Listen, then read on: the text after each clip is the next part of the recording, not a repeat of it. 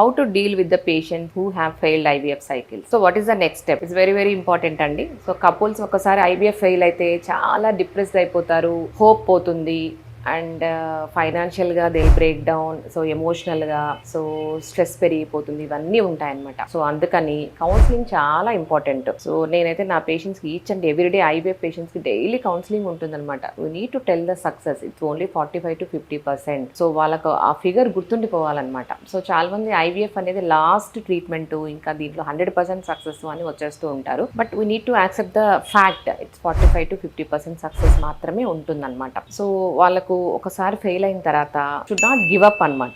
So మనం మామూలుగా కూడా IUI కానీ IVF కానీ క్యుములేటివ్ సక్సెస్ రేట్ చెప్తాం. సో ఒక IVF కంటే నెక్స్ట్ 2-3 IVF అటెంప్ట్స్ ద్వారా మనకు సక్సెస్ అనేది పెరుగుతూ ఉంటుందన్నమాట. Should not give up in the first IVF cycle. So వాళ్ళకి కొంచెం టైం ఇవ్వాలి, ఆలోచించే టైం ఇవ్వాలి, కొంచెం కౌన్సిలింగ్ సెషన్స్ ఇంపార్టెంట్ అనమాట. సో దీంట్లో మనము ఎక్కడ ఫాల్ట్ అయింది, సో మనము ప్రోటోకాల్ ఏమేమి వాడాము, పేషెంట్ సరిగ్గా మందులు వేసుకుంటూ ఉన్నారా, చెప్పిన ప్రికాషన్స్ తీసుకుంటూ ఉన్నారా, ఎగ్ క్వాలిటీ ఎలా ఉంది, స్పర్మ్ క్వాలిటీ ఎలా ఉంది, ఎంబ్రియో క్వాలిటీ ఎలా ఉంది, ఎండోమెట్రియం క్వాలిటీ ఎలా ఉంది, ఇంకొన్ని ఫర్దర్ టెస్ట్ చేయాల్సి ఉంటుంది అనమాట. ఒకవేళ స్పర్మ్ ప్రాబ్లం ఉంటే DFI, DNA ఫ్రాగ్మెంటేషన్ ఇండెక్స్ అని చేస్తూ ఉంటాము, అల్ట్రాసౌండ్.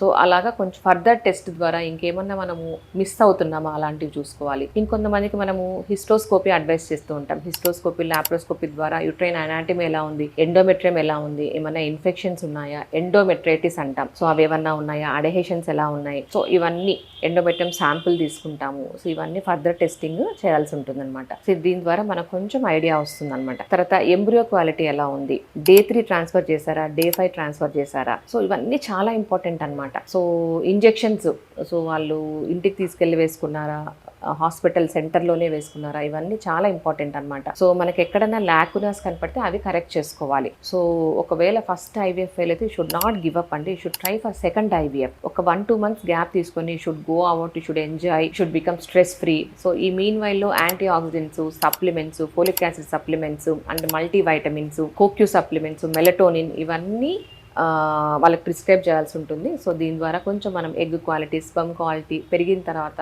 వాళ్ళు మళ్ళీ ఎమోషనల్గా ఫిట్ ఉన్నారు, ఫైనాన్షియల్గా ఫిట్ ఉన్న తర్వాత మనం సెకండ్ IVF గైడ్ చేస్తాం.